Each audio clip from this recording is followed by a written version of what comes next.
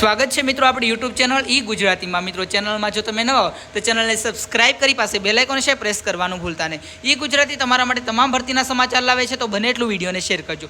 દૂરદર્શન સમાચાર અમદાવાદ ભરતી 2024 અહીં પોસ્ટ વિવિધ પોસ્ટ પર ભરતી છે, કોઈપણ પ્રકારની અરજી ફી નથી। મહિલાઓ તથા પુરુષો માટે ખૂબ જ સારા એવા સમાચાર છે મિત્રો। ફોર્મ ભરવાની છેલ્લી તારીખ 8/10/2024 છે, તો આ ભરતી વિશે આપણે સંપૂર્ણ માહિતી જોઈએ મિત્રો। આગળ વાત કરીએ તો સંસ્થા દૂરદર્શન સમાચાર પોસ્ટ વિવિધ અહીં અરજી માધ્યમ ઓનલાઈન રહેશે મિત્રો। અરજીની છેલ્લી તારીખ 9 સપ્ટેમ્બરથી લઈને 8 ઓક્ટોબર સુધીની છે। અહીં આધિકારિક વેબસાઇટ તમને સ્ક્રીન પર મિત્રો દેખાઈ રહી છે, ત્યાં જઈને તમે સંપૂર્ણ માહિતી જોઈ શકો છો।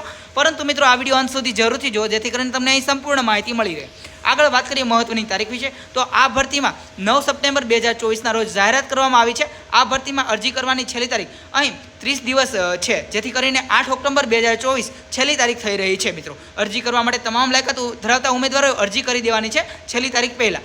છેલ્લી તારીખ પછી કોઈપણ પ્રકારની અરજી સ્વીકારવામાં આવશે નહીં, તો આ વાતની નોંધ લેવાની છે મિત્રો। વાત કરીએ પદોના નામ વિશે, તો અહીં અલગ અલગ પદો પર ભરતી છે।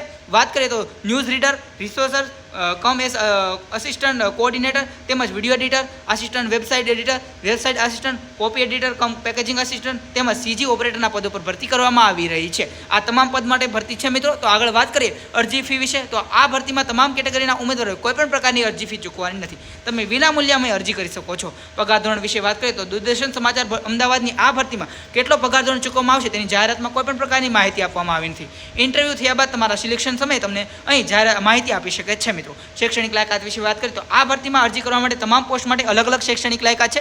ધોરણ 12 થી લઈને ડિપ્લોમા, સ્નાતક, ડિગ્રી તમામ માટેની શૈક્ષણિક લાયકાત મુજબ પોસ્ટ રાખવામાં આવી છે, તો તમે તમારી શૈક્ષણિક લાયકાત મુજબ અરજી કરી શકો છો। અહીં વાત કરીએ વય મર્યાદા વિશે, તો અહીં તમામની વય મર્યાદા વિશે વાત કરીએ તો અહીં રિસોર્સ કમ ઓછામાં ઓછા વય મર્યાદા 21 વર્ષ, વધુમાં વધુ 40 વર્ષ। તે સિવાયની તમામ કેટેગરીના જે કાંઈ પદો છે તે માટે 21 થી 50 વર્ષ લાગુ કરવામાં આવી છે।